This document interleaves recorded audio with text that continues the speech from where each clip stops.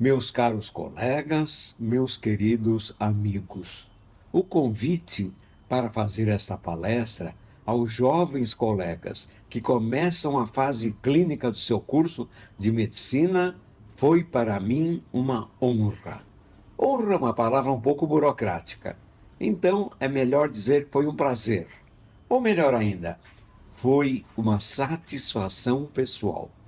A escolha desse tema já foi inspirada. Jovens estudantes de medicina estão hoje mais preocupados com doenças que vão encarar e que vão ter de tratar. E a amamentação se refere à prevenção de doenças e, mais do que isso, ao estímulo, à felicidade pessoal. Felicidade do bebê, felicidade da mãe, felicidade da família. Vocês demonstram desejar que pertencem a uma geração não só atualizada, mas posso dizer avançada. Quando eu entrei no quarto ano da Faculdade de Medicina da Universidade de São Paulo, exatamente o ano que vocês estão atualmente, começou meu curso de pediatria com o professor Pedro de Alcântara. Pedro de Alcântara era um excelente didata. Aliás, ele confessou que ele preparava as aulas com todos os detalhes. E ele tinha duas aulas um pouco diferentes, uma reservada para os anos pares e outra para os anos ímpares. Como na época não era incomum os alunos repetirem o ano, ele não queria que os estudantes dissessem que ele dava uma aula igual todos os anos. Então, ele começava a sua primeira aula, que era a aula de amamentação, dizendo: o leite materno é o alimento ideal para o recém-nascido e nenhum outro alimento pode substituí-lo com vantagem. Mas, na falta de leite materno, completá-lo com uma madeira, preparada com leite de vaca diluído a 2/3, acrescentado de 5% de açúcar e 3% de maisena. Às vezes, podia ser creme de arroz ou farinha de aveia. Dar quanto aceitar até deixar resto, aproximadamente a cada 3 horas. E antes de continuarmos, um pouco de história. As gerações humanas sobreviveram e se sucederam, porque no início, os filhotes dos seres humanos eram amamentados pela própria mãe e dela recebiam o alimento ideal, tanto para sua sobrevivência como para seu crescimento inicial. Depois, com o tempo, as mães da classe alta deixaram de amamentar, mas as crianças continuaram a ser amamentadas com leite de peito, pelas amas de leite. Algumas crianças chegavam a morar nas casas das amas de leite por até 2 anos. Vejam que o ambiente em que as crianças eram criadas teve tanta importância na formação de sua personalidade quanto os caracteres herdados através de sua genética. As amas de leite também eram mães, e assim elas amamentavam simultaneamente os filhos da patroa e seus próprios filhos. Essas crianças amamentadas, numa mesma época, no mesmo lugar, pela mesma mulher, mesmo sem terem qualquer relação de consanguinidade entre si, designavam-se irmãos de leite. Irmãos de leite. Em alguns casos, brincavam juntos e chegavam a crescer juntos. Com as amas de leite, continuava o leite humano, embora agora com ligações afetivas distorcidas. Mais tarde, com o progresso, com a industrialização, as amas de leite deixaram de ser disponíveis. Assim, com o avanço da industrialização, as mulheres foram arregimentadas como força de trabalho nas fábricas e se tornaram operárias. Então, passou-se a fornecer para as crianças o leite mais facilmente disponível. Qual era o leite disponível? O leite de vaca. E ele era oferecido em mamadeira. Só uma curiosidade. Há registros de mamadeiras sendo utilizadas desde 3.000 anos antes de Cristo, 5.000 anos atrás. Já as mamadeiras de vidro com bicos de borracha, aquela que estamos mais acostumadas, foram patenteadas em 1845. Mas o leite de vaca foi feito para o bezerro. Veja a desproporção. Bebê versus bezerro. O leite de vaca, a sua composição, não seria exagerada para o bebê humano? Aí me lembrei dos ensinamentos do meu professor de pediatria, professor Pedro de Alcântara, que veio com a ideia: vamos diluí-lo em água. 2/3.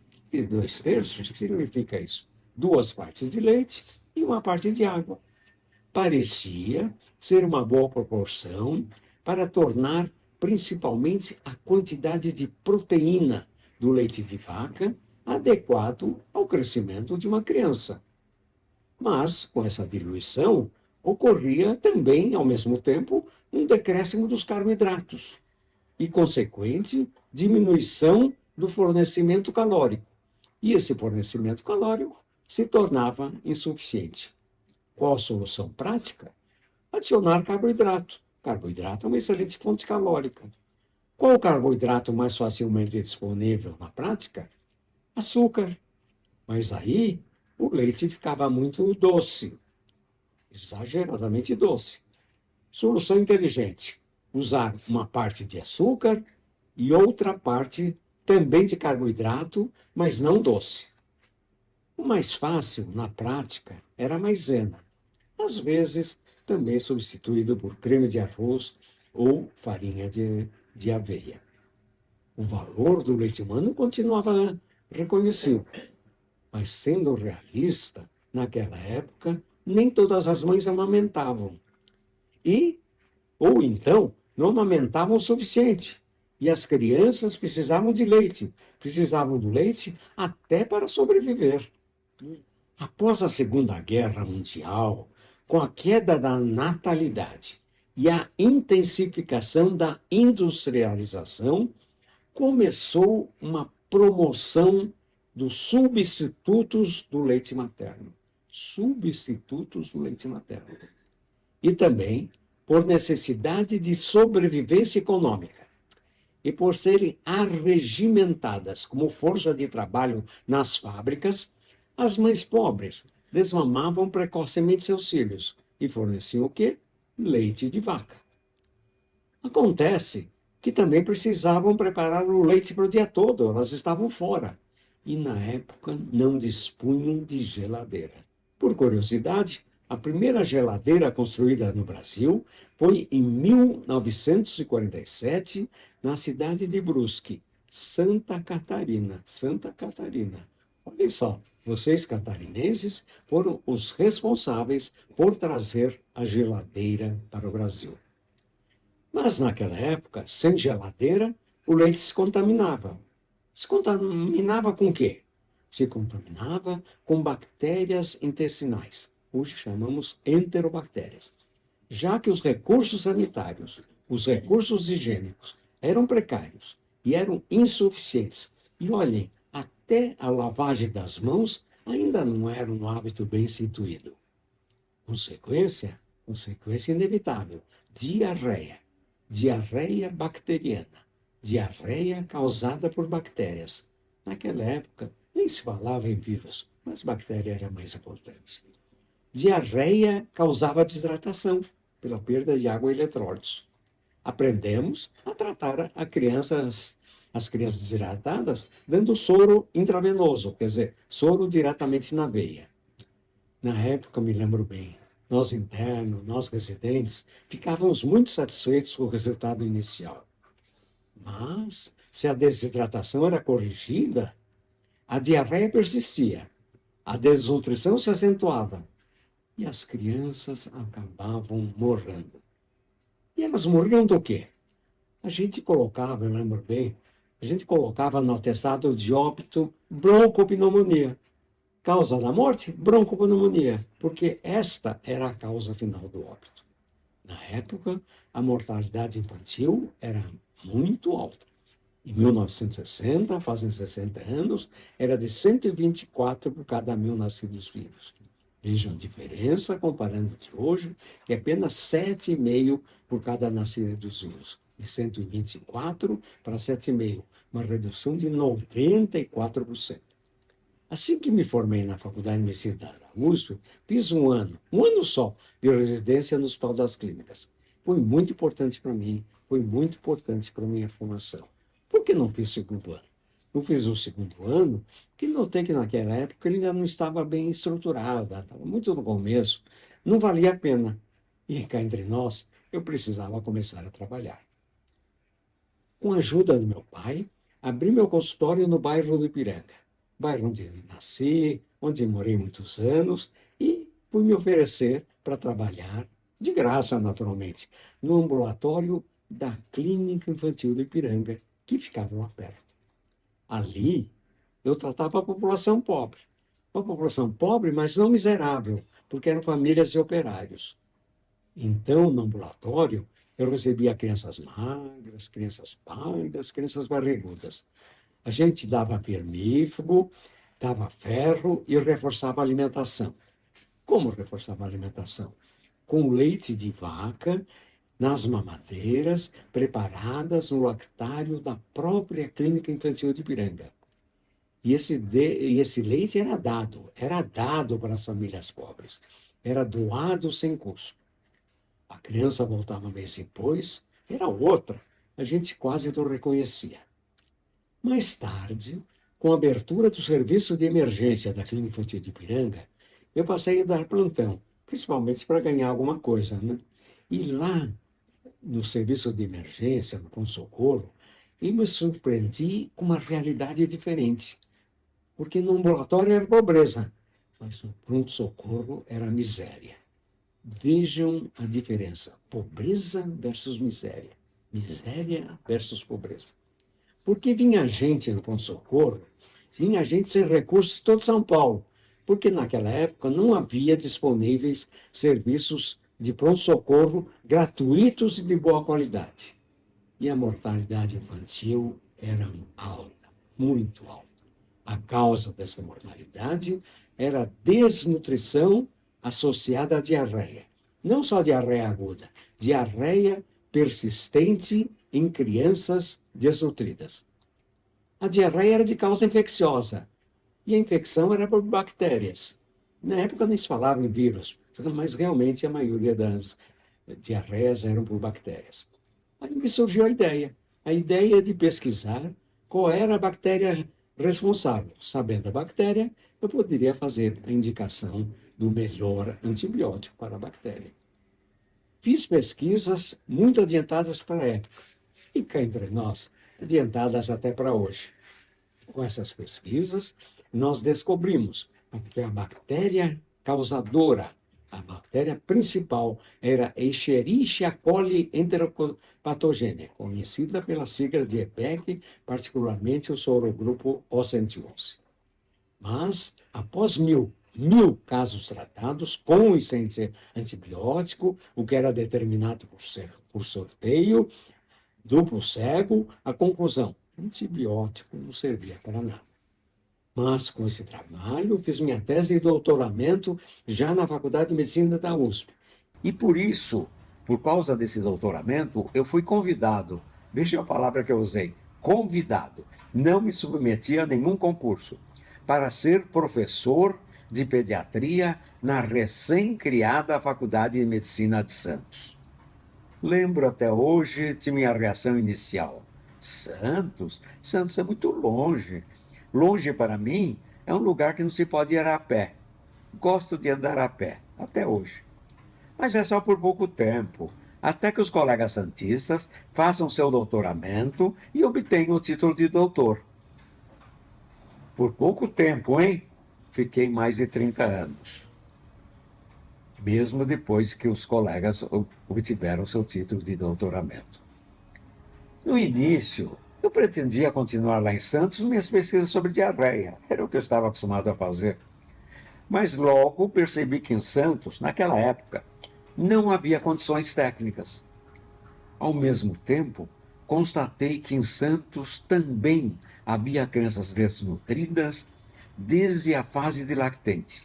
E essas crianças tinham uma diarreia prolongada, mais do que prolongada, persistente, aquela que se prolonga sem tendência à cura. Desmame precoce era a regra. Encontrei em Santos um grupo maravilhoso de colegas com o qual transformamos o HGA, Hospital Guilherme Álvaro, que já era um bom hospital, no primeiro Hospital Amigo da Criança do Estado de São Paulo e no segundo Hospital Amigo da Criança do Brasil.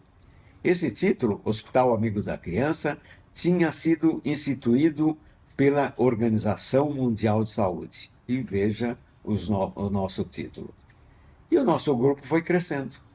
Foi então que iniciamos o resgate do aleitamento materno na zona litorânea. Quando um bebê nasce, nasce uma mãe e nasce também um pai. Fazer o que é correto é importante. Amar incondicionalmente os filhos é primordial. Amar é primordial, mas também é importante fazer o que é correto. Ao decidir ter um filho, é preciso que a gente seja ciente do dever de criá-lo. Parto vem do latim partus, do verbo parere, que significa nascer. Mas nascer não é só o ato de parir, não é só dar à luz, mas sim criar a criança, quer dizer, desenvolver esse recém-nascido até que ele atinja a fase de adulto. Então, criar vem do latim creare, que significa produzir. Criar é um dom, é uma coisa que já está impregnada no ser humano, mas é uma arte que precisa ser desenvolvida e é uma missão, quer dizer, um sentimento de dever. Criar significa prover as necessidades básicas. E entre essas necessidades básicas estão a proteção e a alimentação. Então, criar é fundamental, porque a sobrevivência do recém-nascido depende da sua alimentação inicial. Então, surge a pergunta: por que amamentar?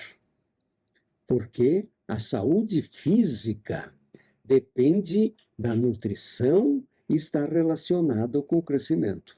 Isto é, a saúde física precisa de defesa, quer dizer, precisa de uma proteção. Proteção contra o quê?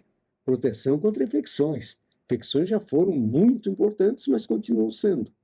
Mas, atualmente, nós damos grande importância às doenças imunológicas e às doenças degenerativas. Isso tudo depende da nossa saúde física. Então, o estado nutricional no primeiro e fundamental ano de vida pode ser comprometido por um alimento inadequado. Nós falamos em alimentação normal. O que é alimentação normal? Alimentação normal é aquela que garante um estado nutricional ideal do ser humano. Então, no primeiro semestre de vida, quer dizer, durante 6 meses iniciais de vida, a alimentação normal, curiosamente, é constituída de um único alimento. Então, toda alimentação normal é um alimento só. Qual é esse alimento? Leite materno, desde que ele seja ministrado em regime de livre demanda. Isso significa de acordo com as necessidades de cada bebê. Já a criança cresce, né? E no segundo semestre, e mais ainda no segundo ano de vida, olha, o leite materno continua sendo fundamental. Vejam, continua estando em primeiro plano. Mas aí já não é suficiente. Ele precisa de uma complementação, isto é, do fornecimento de alimentos ditos complementares.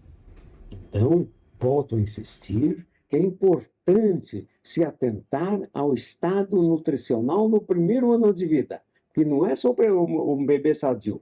esse estado nutricional repercute para toda a vida da pessoa. O recém-nascido, e isso continua ocorrendo no lactente, tem uma deficiência imunológica.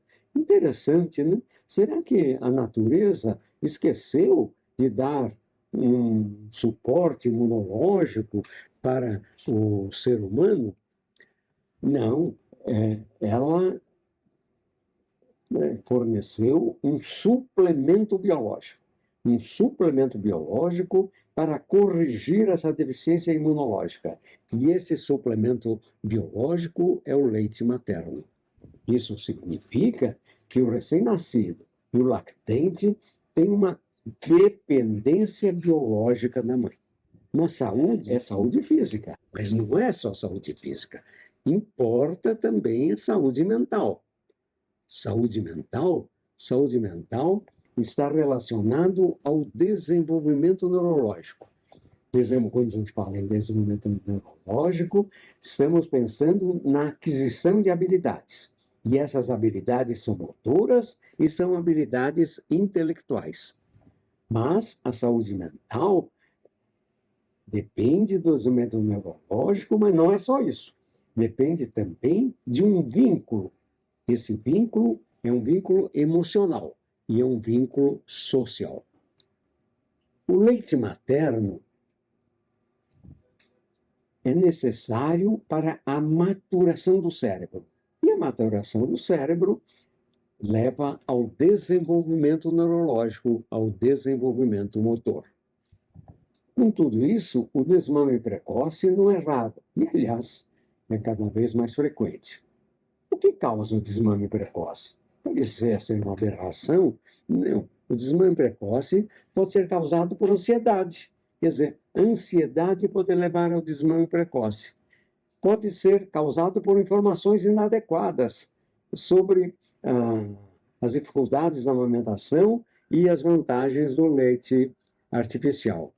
E, nos dias de hoje, nos tempos atuais, a volta da mãe ao trabalho, numa fase em que ela devia ainda amamentar, causa o desmame precoce. Então, não amamentar não tem importância? Não, e tem consequências. Quais são essas consequências? É interessante, varia, né? Varia nas famílias pobres, quer dizer, nas famílias sem recursos, já foi, e inclusive nos lugares pobres, e o Brasil tem muito, infelizmente, ainda, né? Pode ser a diferença entre viver e morrer, amamentar ou não amamentar, pode ser a diferença da criança entre viver e morrer. Mas isso nas famílias pobres. Mas nas famílias de todos os níveis, pode ser a diferença de qualidade de vida. Então, agora surgem as perguntas básicas, né? Por que amamentar? Como médico, pediatra, eu sempre achei que tratar os doentes é necessário. Mas, com o tempo, eu logo verifiquei e me convenci que tratar é necessário, mas não é suficiente. O importante é prevenir. E damos cada vez mais importância à atitude e às medidas de prevenção. E, quando a gente fala em prevenção, vem a importância da amamentação. Gosto dessa frase. Se a farmácia vendesse um remédio que protegesse o bebê contra infecções, protegesse contra alergia, tornasse o bebê mais inteligente e, olha, até prevenisse câncer, você compraria esse remédio? Lógico, né? Olha a surpresa, boa surpresa. O leite materno faz tudo isso. Então, o melhor início da vida é o leite materno. Por quê? Porque o leite materno é responsável por um crescimento normal. Ele acarreta um desenvolvimento adequado e faz a prevenção das temíveis doenças degenerativas. Eu falei em desenvolvimento. Desenvolvimento é interessante, a palavra desenvolvimento. Ela começa com o prefixo des. O prefixo des significa sair. Sair de onde? sair do envolvimento. Sair do envolvimento para onde? Rumo à independência. Então, o leite materno é um alimento essencial. E olha que interessante, é um alimento completo no primeiro semestre de vida. Completo, não precisa nem de água. Ele disse que ele é completo. Completo por quê? Porque, entre outras coisas, ele tem um efeito protetor. Efeito protetor contra as infecções. Olha, aqui está a diarreia em negrito. É um efeito protetor contra a diarreia. Diarreia já foi uma grande causa de morte das crianças brasileiras, até 1 ano de idade principalmente. Mas até hoje é importante. Além da diarreia, as infecções das vias aéreas superiores, tão comuns. As otites de repetição e as infecções, a infecção urinária. E o mais interessante, a criança é protegida pelo leite materno enquanto estão amando, né? Não, olha a coisa impressionante. Existe uma persistência da proteção. Quer dizer, aquela proteção que é dada pelo leite materno, agora persiste. Como persiste? Porque o leite materno faz uma estimulação do sistema imune e, por isso, a proteção persiste. Leite materno proteger contra a infecção já seria bastante, né? Mas olha, tem mais. O leite materno protege contra a alergia. Se a infecção hoje diminuiu um pouco a sua importância, a alergia aumentou, né? Como que o leite materno protege contra a alergia? Porque o leite materno, o leite de peito, produz citocinas protetoras.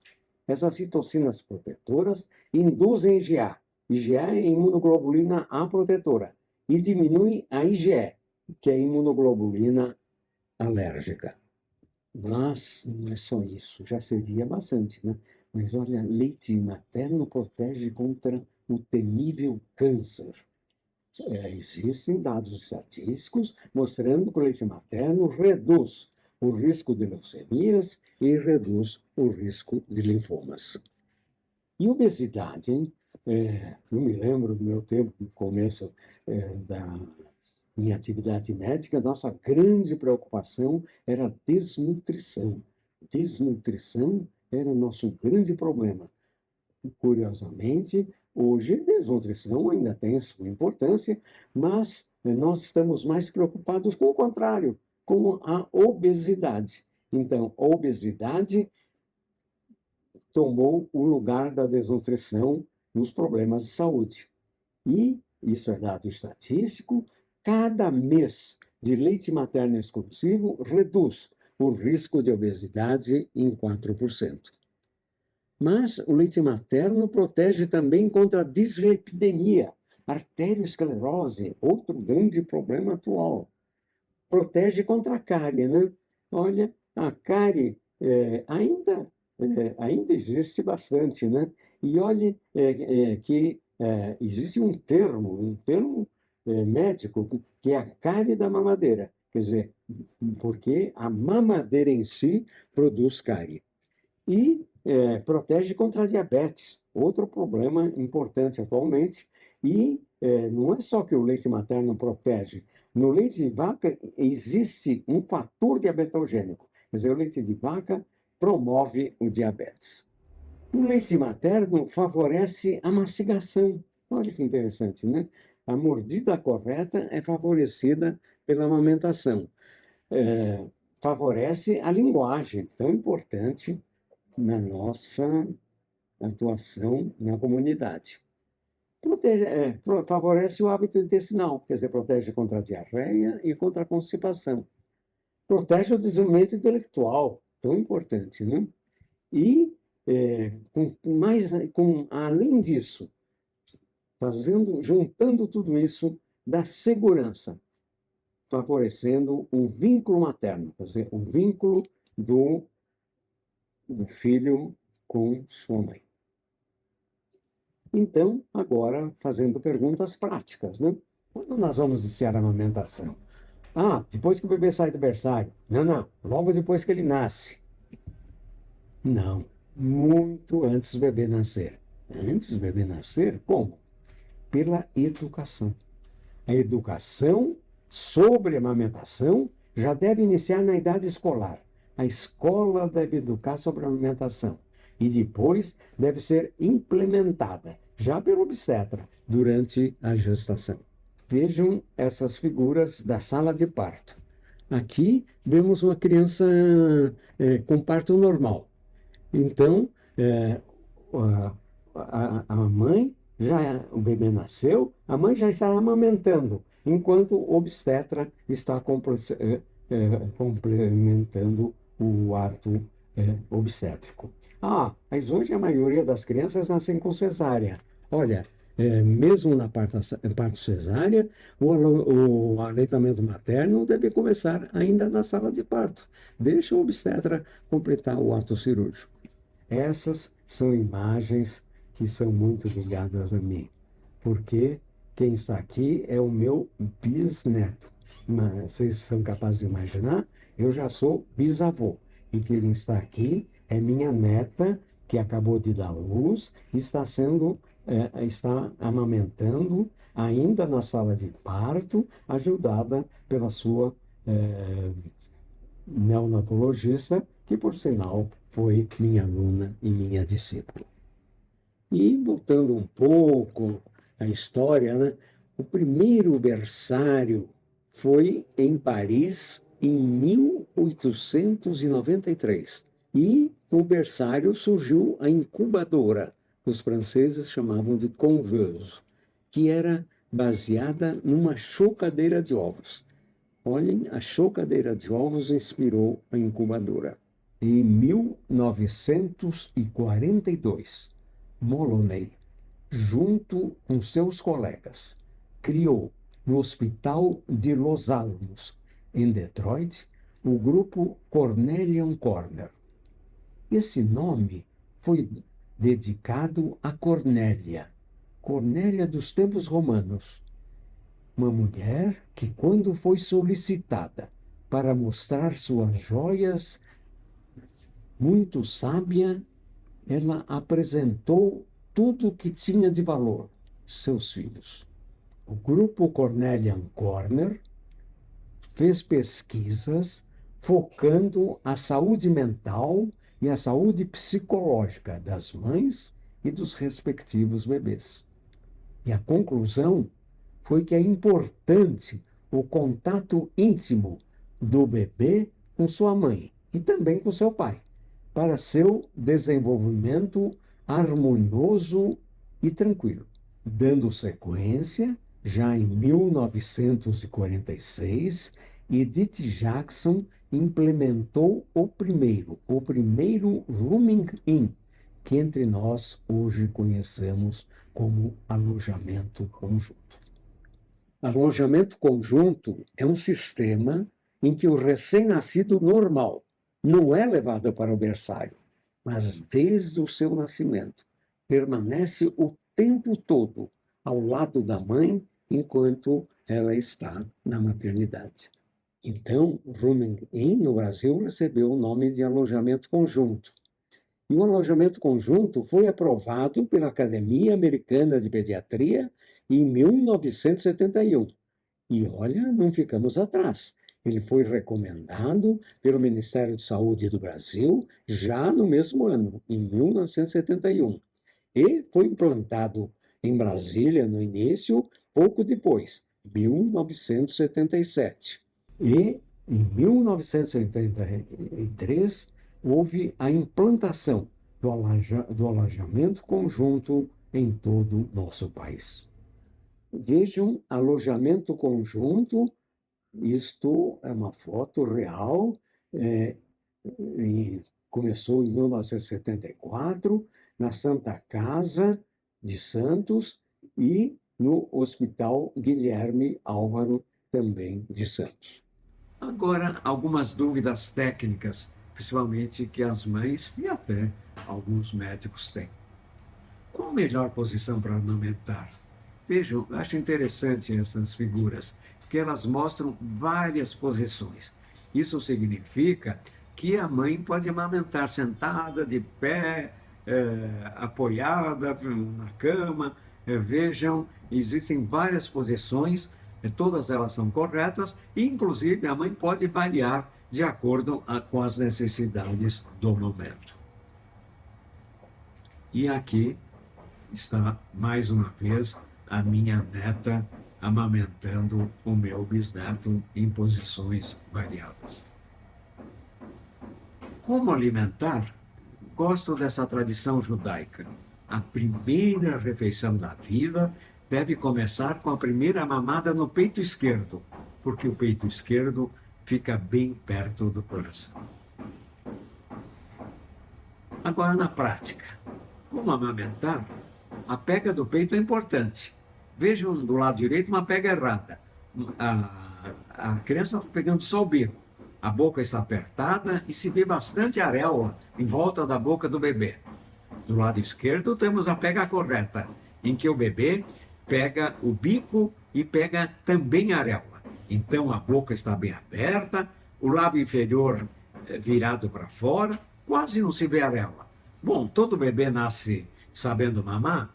Mas a primeira ideia é que sim, mas não é na prática o que acontece. Então, às vezes, alguns bebês estão atrapalhados e a gente pode ensinar um bebê que não sabe mamar. E vejam, aqui é uma boa figura em que o bebê aprende a sugar usando o dedo indicador que a gente apresenta e depois, então, vai para o bico da mãe.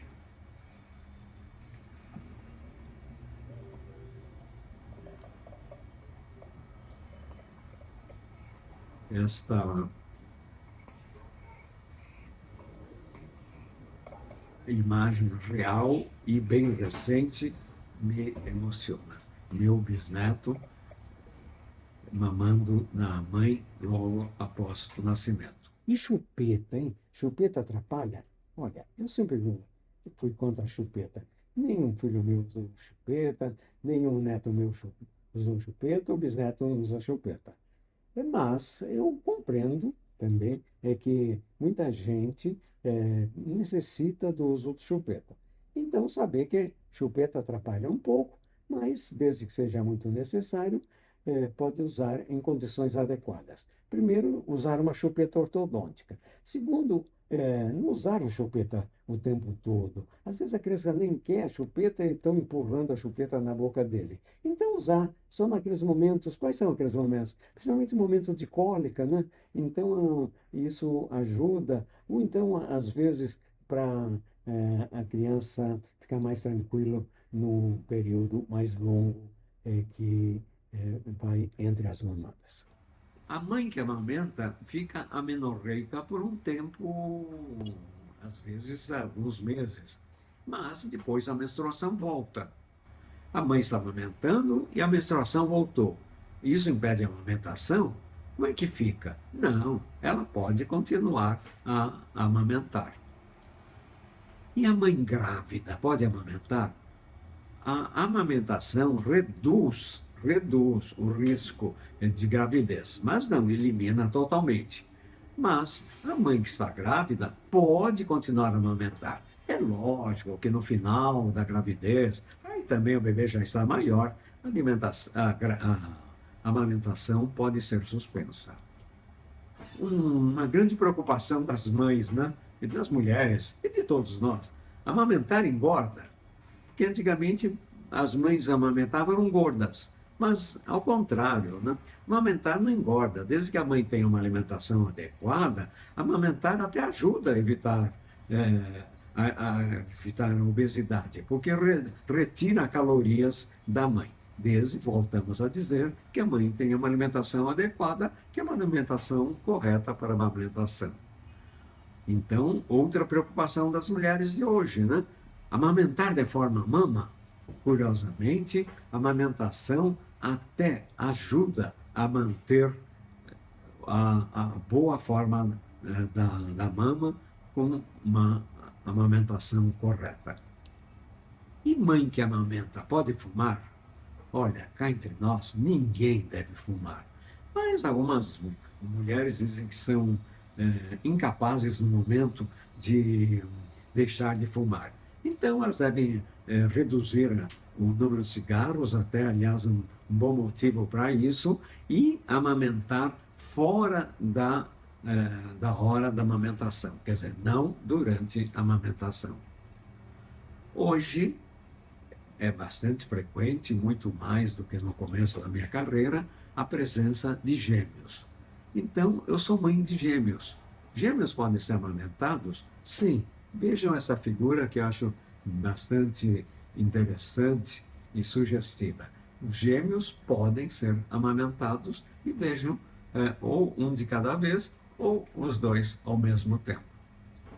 E a mãe está doente, ela pode amamentar? Bom, é lógico, se uma doença grave, talvez não possa. Mas nas doenças comuns, como nós temos aqui um resfriado, a mãe lava as mãos, limpa o nariz, usa máscara e pode amamentar. E a mãe que amamenta está precisando tomar remédio. E daí? Bom, hoje se usa remédio demais, até é uma boa oportunidade para a mãe verificar se precisa realmente tomar todos aqueles remédios que ela está tomando. Mas se ela precisa tomar algum remédio, ela pode tomar. É lógico que alguns remédios, aqueles tipos remédios antineoplásicos, talvez sejam contraindicados, mas isso não é o comum. E hoje, não era assim quando eu era bem jovem, mas hoje as mulheres também gostam de torcer no futebol. E não é só torcer dentro de casa, não. Elas gostam de ir no estádio. E olha, vejam, o time argentino Racing é, fez um gol de placa. Ele criou uma camisa discreta para que mães torcedoras que amamentam possam amamentar, como disse, discretamente no estádio.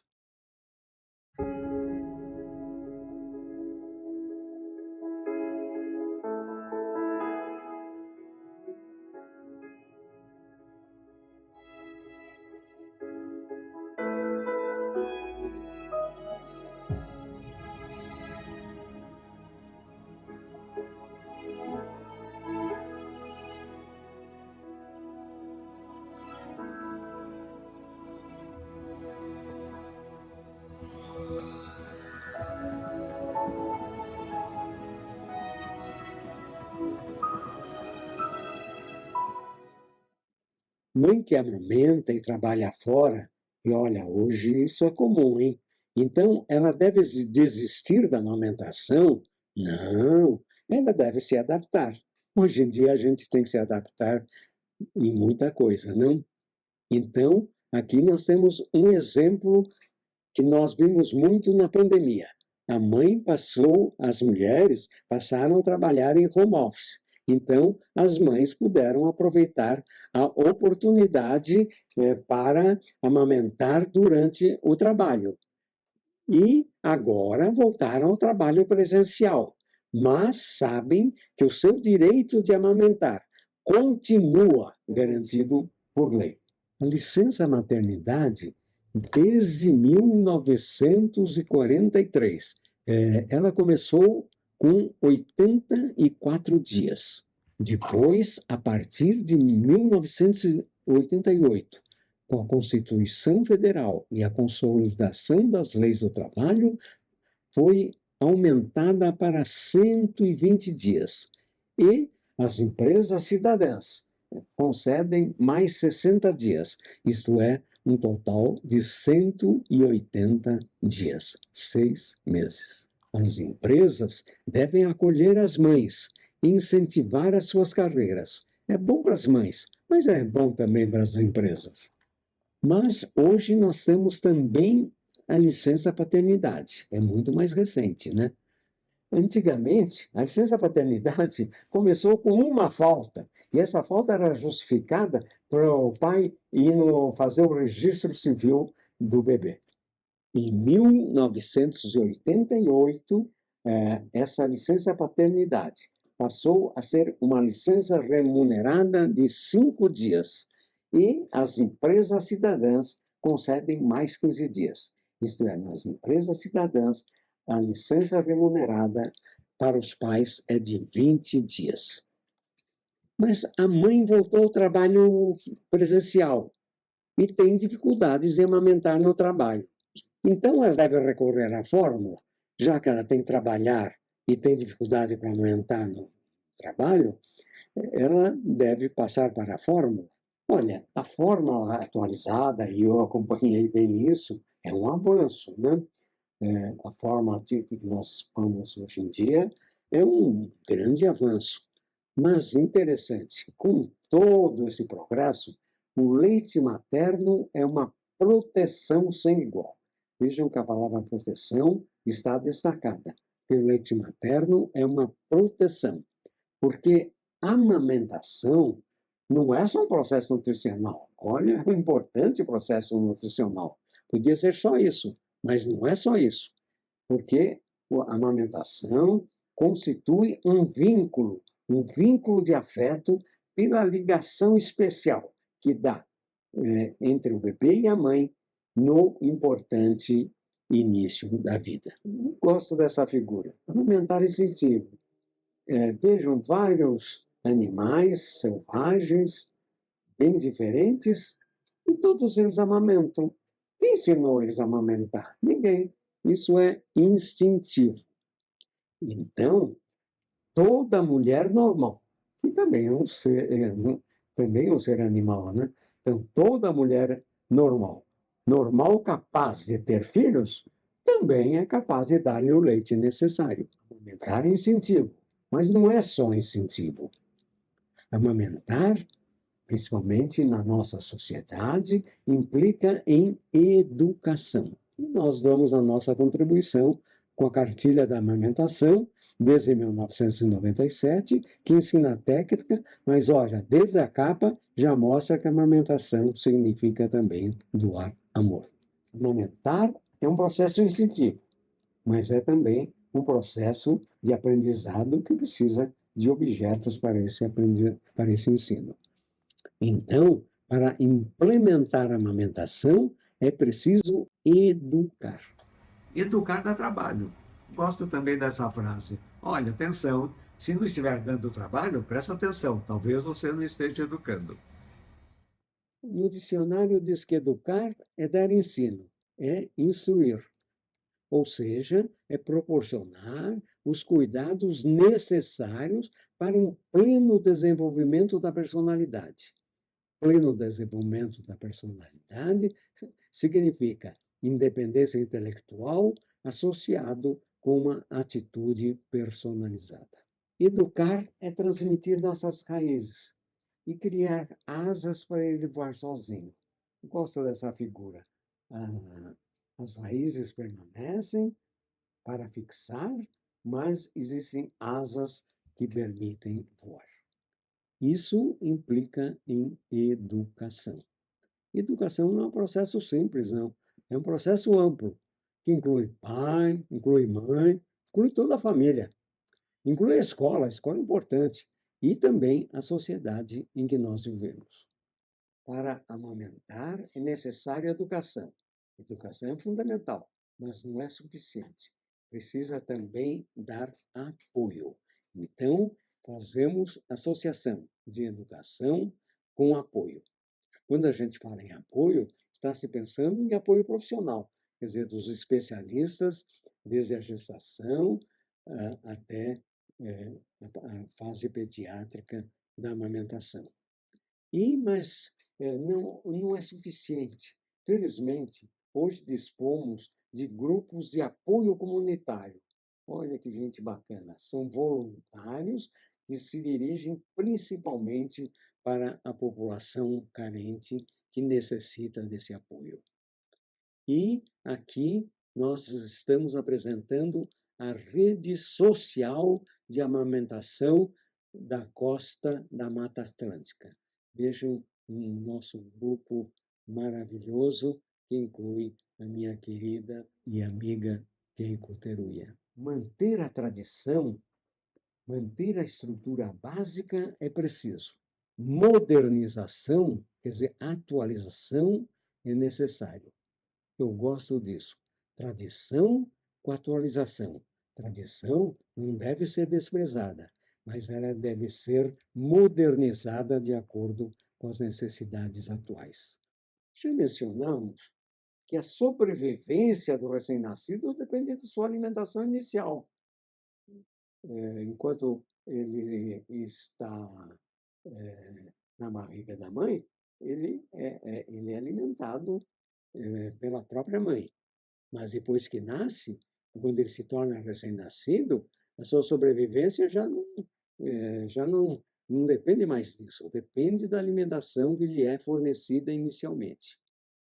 E mesmo com todo esse progresso proporcionado pela tecnologia moderna, curiosamente, o leite materno continua insubstituível. E o leite materno é insubstituível. Mas é insubstituível para quê? Para um perfeito desenvolvimento. Um desenvolvimento físico, um desenvolvimento mental e, importante, um desenvolvimento social. Amamentar é mais do que nutrir. Amamentar é mais do que criar. É também um ato de amor.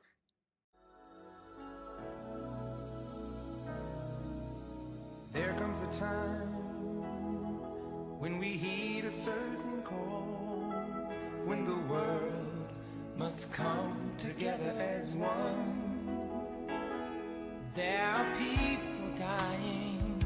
Oh, when it's time to lend a hand to life, the greatest gift of all. There's a choice we're making. We're saving our own lives. It's true, we make a better day, just you and me.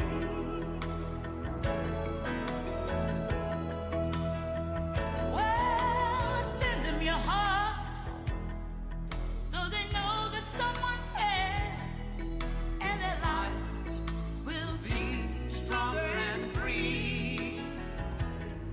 And so we all must lend a helping hand. We are the world. We are the children. We are the one to make a brighter day, so let's start giving. Oh, there's a choice we're making. We're saving our lives. It's true, we make a better day, just you and me. When you're down and out, and there seems no hope at all.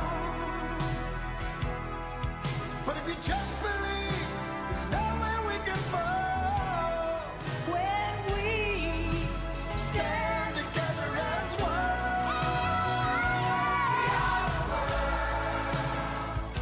We are the children. We are the ones to make a brighter day. So let's start giving.